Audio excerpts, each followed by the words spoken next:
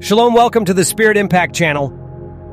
Today, in this profound and enlightening video, Prophet Emmanuel Makandiwa delves into the deep connections between the biblical figures David and Jesus, as well as the prophetic significance of the defeat of Goliath and its parallels to the defeat of Satan. Key highlights: David and Jesus.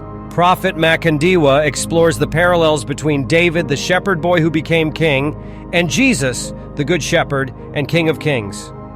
He elucidates how David's life and victories foreshadow the life, mission, and triumphs of Jesus Christ. Goliath and Satan. The prophet draws a striking comparison between Goliath, the giant who defied the armies of Israel, and Satan, the adversary who opposes God's people. He explains how Goliath symbolizes the oppressive power of evil and how his defeat by David is a prophetic image of the ultimate defeat of Satan by Jesus.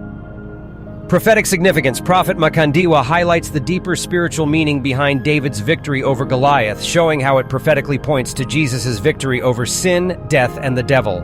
He emphasizes that just as David defeated Goliath with faith in God's help, Jesus conquered Satan through his sacrifice and resurrection. Encouragement and empowerment. The prophet encourages viewers to draw strength from these biblical narratives, reminding them that through faith in Jesus, they too can overcome the giants in their lives. Join us in this insightful journey as Prophet Emmanuel Makandiwa unpacks these powerful biblical connections and inspires you to live victoriously. Subscribe, like, and share to spread this enlightening message and deepen your understanding of God's Word. If you look before that, you will notice that he was talking about the seed, and how the enemy also came and planted his own seed. And this thing was a secret. It was kept as a secret.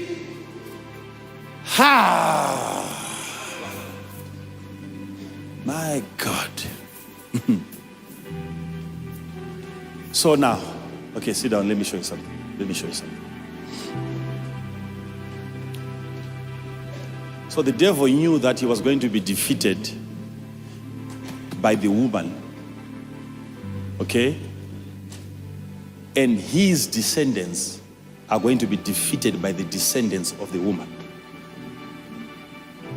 So there's a war between me and this woman. And the next generations are going to continue fighting. And my seed is going to bruise the heel of her seed, and her seed is going to crush the head of my seed. Now let me show you something. And when Lucifer started multiplying himself in chapter number 6, the Bible then quickly tells us that the Nephilims were born, which means the fallen ones. They are products of the fallen ones.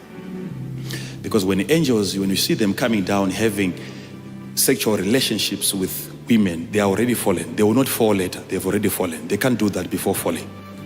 So the product is given a name that has to do with their nature of falling. They are fallen. But they were giants, men of renown. That's the description there. Men of old, men of renown. They were established giants, very big in stature. We'll give you the measurements and everything. We'll talk about that. But look at this. Look at this. These people were so big and very violent. Because even if you are going to look at chapter 6, before even the destruction of the world, God openly said the whole earth is filled with violence. Because of the Nephilims, which means bully. When you have the Nephilims multiplying, you have chaos multiplying as well. Now, before we talk about the destruction, let's finish this part. So now, you see, look at this.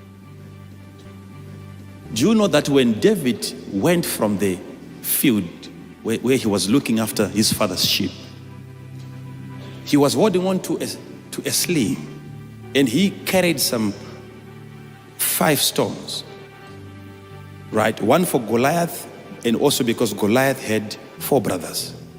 So he took 5 stones, and Goliath was also a giant. Goliath was a Nephilim. I will describe to you, I will prove to you. Yeah.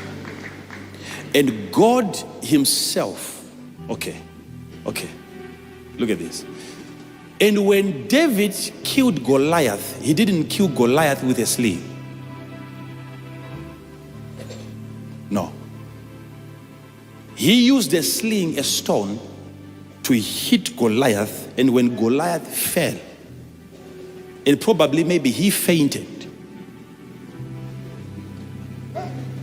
right? David then ran towards the enemy and he took his sword and he had to cut off his head, right? And if you read your entire Bible, you'll notice that David then carried the head of Goliath, and then he took the sword and surrendered the sword, and the sword was kept in the house of God. Listen to me. But he never surrendered the head. Listen to me. Listen to me. Do you know what happened? It is believed up to now that he might have taken the head of Goliath to Jerusalem,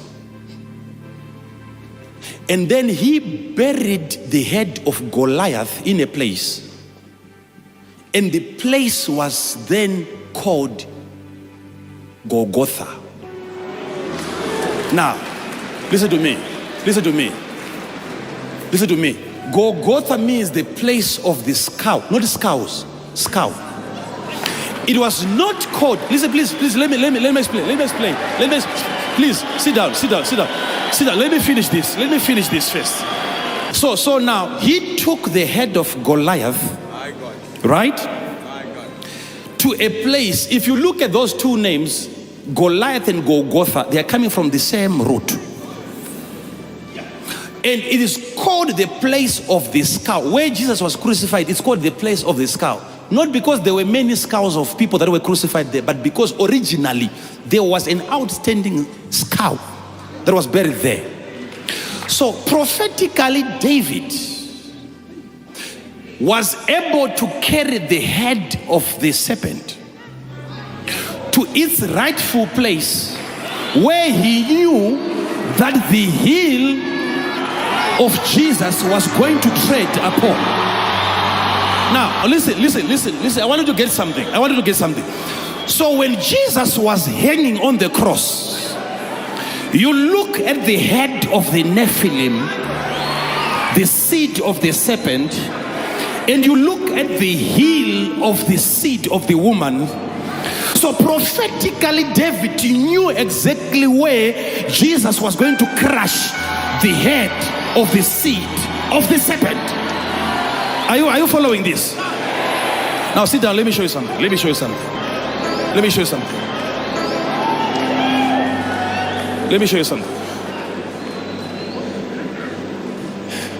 And also, do you know that if you had to do a thorough study on how Jesus was crucified, the nails were not pushed through the center of the feet. It was right at the joint, coming out through the heel.